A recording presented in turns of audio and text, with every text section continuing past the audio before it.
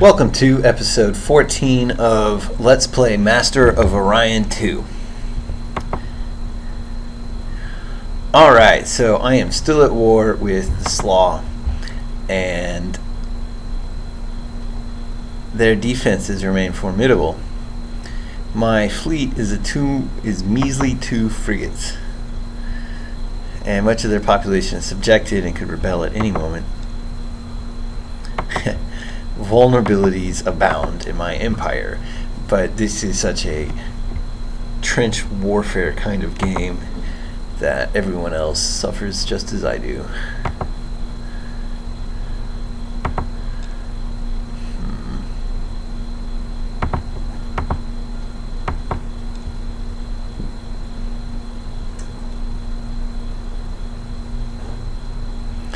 Alright, the people of this world are starving, so let's move to the Terran world.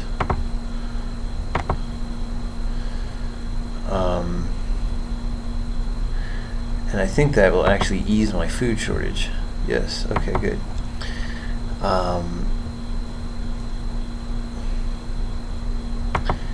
Alright, one concern is that Croth may grow in population before my colonists even get there. That would be such a drag.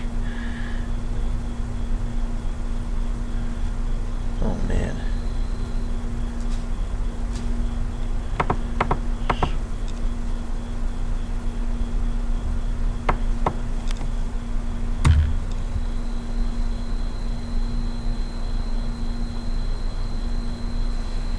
Cruiser, battleship. Oh man, I hope they're not there to attack me. Because they might win. Good thing I have a missile base.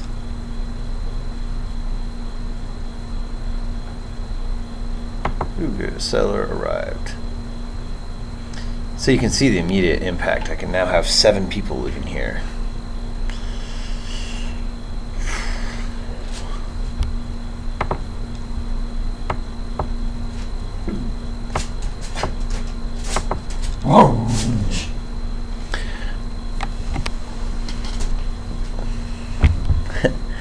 You can hear my lovely dog in the background.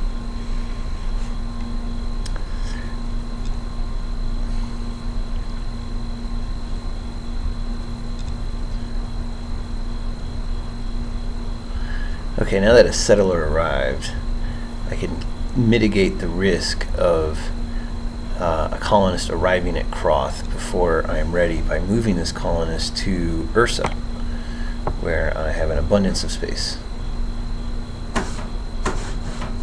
Let me see here. Ursa Prime has farmers, so let's go there. Yes.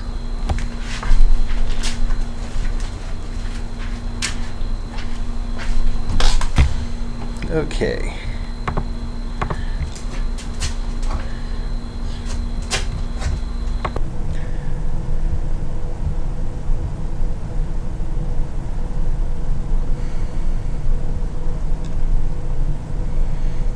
It seems to me this battleship is going to take forever to build and not help me enough soon enough.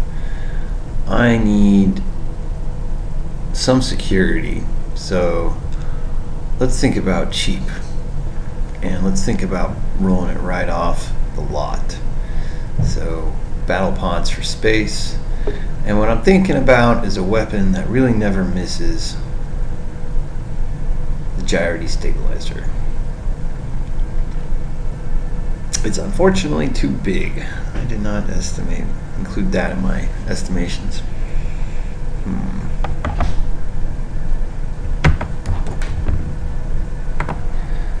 Alright, so I wanted to add the gyro destabilizer. I was hoping I could fit it in a frigate, but the gyro destabilizer is too large for a frigate. As you can see, they don't really have much space available at all. Let's see here. I'm thinking of them as long-range little pests. They'll shoot at you from a great distance, and you're largely unable to stop it. So let's see here. A heavy mount neutron blaster will do up to 18 damage. That's respectable, but as little as 4. Emphasis on killing Marines. Cost 18, space is 24. Alright, space 24.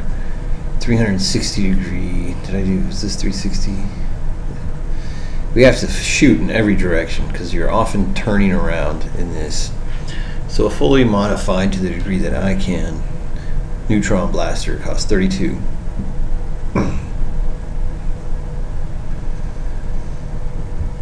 Heavy mount, armor piercing, and auto fire 33. It does 33 and maxes out at 9 damage. The neutron blaster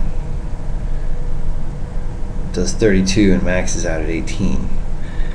I have to say that the fact that it has the potential, okay, the median damage is going to be 9 on average. Well, the average actually, I don't know exactly how Master of Orion calculates damage, but I'm going to guess that the average is probably the exact middle between 4 and 18, which would be 11 damage every time from this weapon, while the mass driver says it would do 9 in a heavy mount system. In addition, this one will max out at 18, so it's almost twice as dangerous as the mass driver. And it already has a heavy mount and continuous as a modification. The fusion beam offers much less. I can't modify a Mercular Light yet. I'm not even sure once I have a pulse-on missile I'll be able to modify a Mercular Light missile. Alright, so definitely the neutron blaster is the weapon of choice. Call it a Griffin, that's fine. Electronic computer, that's not very good. Oof, we can't even do a battle scanner. Let me think about this. Can this ship hit the broadside of a barn?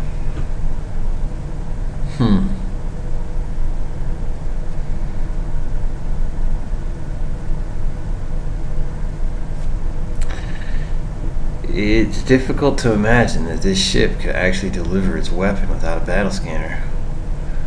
Battle scanner significantly increases its odds to deliver a blow. Let's try a destroyer. Go ahead, add the battle scanner. More neutron blasters. Okay, let's add fusion beams.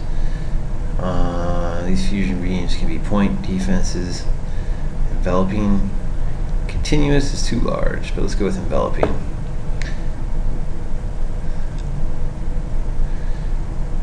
Alright, so the Raphael offers some firepower, neutron blasters and fusion beams. Electronic computer is pretty disappointing.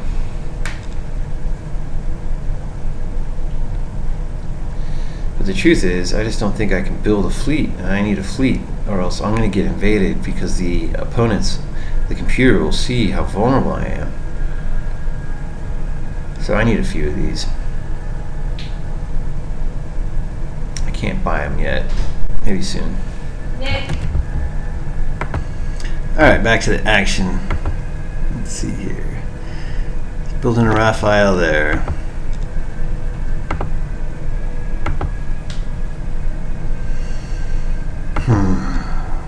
Night. That's just taking too long. I'll take 3 Raphaels and put the knight at the back. This will insta build one of them, so that's pretty good.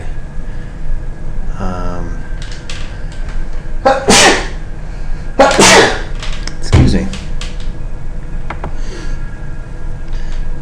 Alright, now that I added that slaw character to Soul, let's move a human there. No, don't, but this one.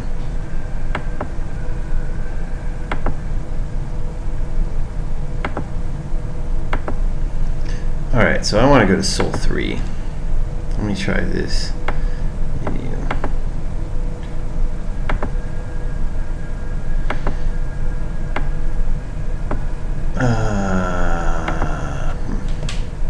Okay, so obviously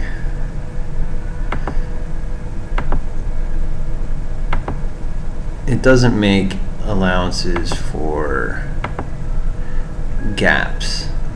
or it intuitively it knows that it's the slaw that pushed the population limit past such and such point. Man, I want him to grow here. Alright, so this means that I can grow a population of worker slaw on this world. And they'll also take care of my farming. They won't be my scientists, because my scientists must be human. But it is good to know that a lot of the labor on this planet now can be taken care of by the lizards.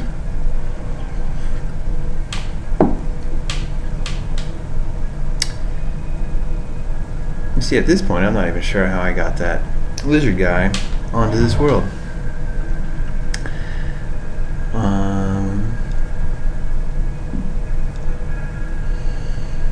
But if there's one lesson to learn, it's that I should probably move the population now while I can, before it's at its limit, which it soon will be. Oh, I see that slaw. The rest of the slaw has been conquered by the Marchands, who bring a battleship, 7 transports. I only have 2 frigates and some missiles.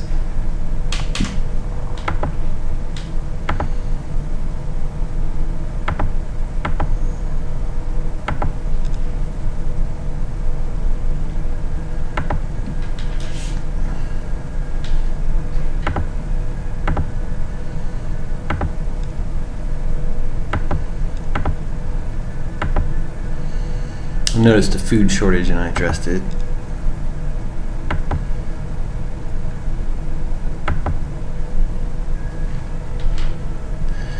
Alright, so for example, I should move the slaw over here to these 2 worlds before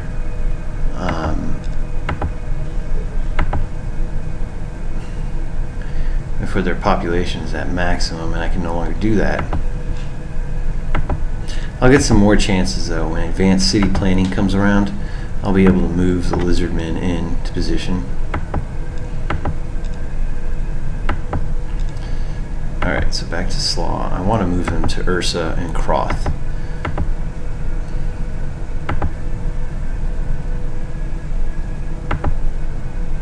Oh, not that many. Just one. I want them to go to the Ursa that actually has farming. Alright, so that was 1 population unit, took up 5 transports, so, or 5 freighters, so we have to wait. Here we are at Slaw, there's a Marchand battleship. Our uneasy truce endures. Ah, so Ursa Prime and Croth each had a settler arrive. Let's see what Croth got out of that deal. Wow, population can now go up to 18. I mean, so that's 10. But much of them are going to be the reptiles, unfortunately. But that's okay, you know. They're going to be our farmers, and they're going to be our industrial workers, and everyone else is going to work in science. The reptiles have a huge diminished production capacity to work on. Alright, so there's a human here. I don't even know why. I must have shipped a human there to make space.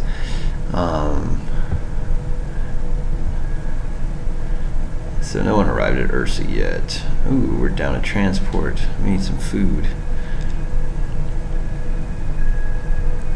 I said someone arrived. Let's see where else.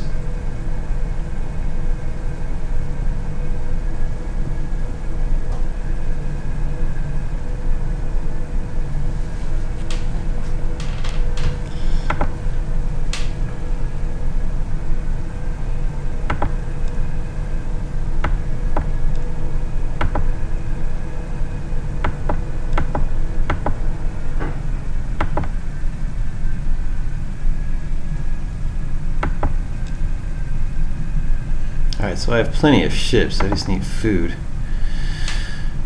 So that means you go work on food. Alright, so if I have plenty of ships, I must have a lizard man going to Ursa, right? Yes, I have one going to the Ursa that farms. So let us send one now to the Ursa that doesn't farm.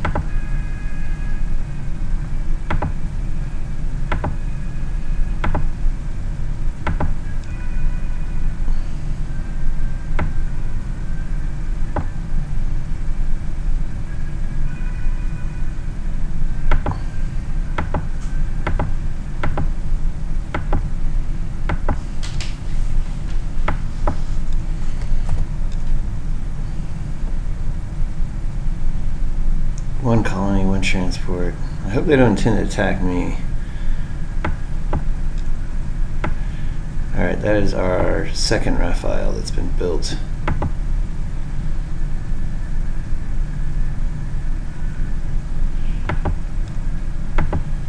It take 5 turns to get to Slaw. I don't know what that Mintar fleet is really meant to do. Let's go to Ursa, about the middle of my map. So I control significant planets in 4-star systems. I think I have the advantage on the map. I mean, I guess the Cylons, they control 4-star systems too, including Cylon, which surely is as good as Ursa. Of course, I also own Slaw, the better Slaw, the one that is the homeworld. Maybe I should not have been so quick to give up Altair. In fact, let's go check in our diplomacy and see if perhaps people will give us technology. Now we're talking. I barely make pollution because I barely put human resources into production, but in the future production is the only thing that matters, because eventually the technology research is at the end of the game. There's nothing more. And I am now investing in the lizards, Slaw, and their future is clearly in pollution producing fields. So now is a good time to go ahead and get some pollution fixers. The rest of that technology looks rather boring. Let us see what the Cylons might give us. I'm not really impressed. Dauntless guidance system. They might be keeping their best stuff to themselves, or maybe I have gotten ahead of them somehow. I doubt it. Alright, let's see here. Iridium fuel cells are awesome. That's basically 9 parsecs. That would be like the I have the whole map. That is something to consider. The atmospheric renewer also helps with pollution a lot, and ion pulse cannon, like these guys actually have a lot that I want. But they don't have a computer. That's interesting. What to do?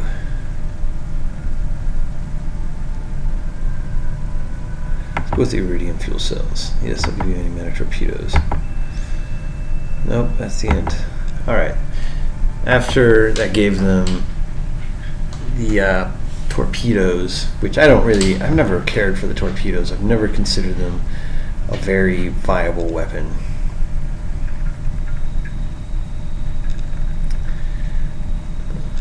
These guys appear about on par with the Trilarians.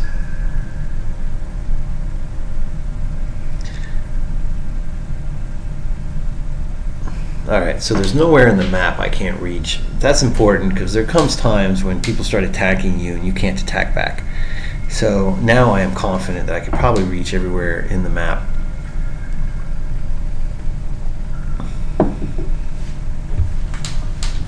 So I don't know if you've been paying attention, but recently here in the last few minutes, a new order has established itself in the galaxy. There's a human collection of planets. The cat people live here. The Cylons have a comfortable 3-star empire. Trilarians control 3 stars. The Altarians have managed to maintain their connection at Python, and Altair is a unified star system. Trilarians, Cylons, Mershons are the forces in the galaxy beyond my own. So, more careful consideration of that when we come back. So let's see. This has been episode 14.